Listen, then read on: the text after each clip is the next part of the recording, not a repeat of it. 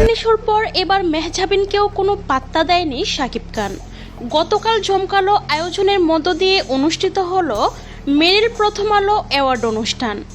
একের পর এক তারকার আগমন, ঝলমলে লাইট আর স্টেজ কাঁপানো পারফরমেন্সে জমে উঠেছিল অনুষ্ঠান।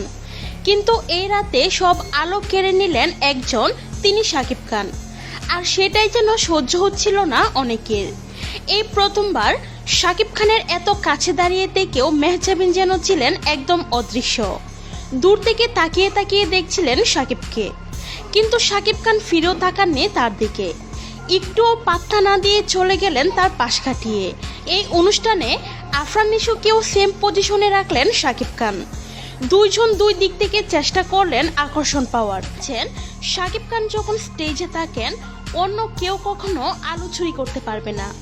সত্যি বলতে শাকিব খান শুধু একজন নায়ক নন, তিনি একটি প্রতিষ্ঠান, একজন megastar. So viewers, Afran Nisho ও মেহজাবিনকে এই অবস্থায় দেখে আপনাদের কেমন লাগছে তা জানিয়ে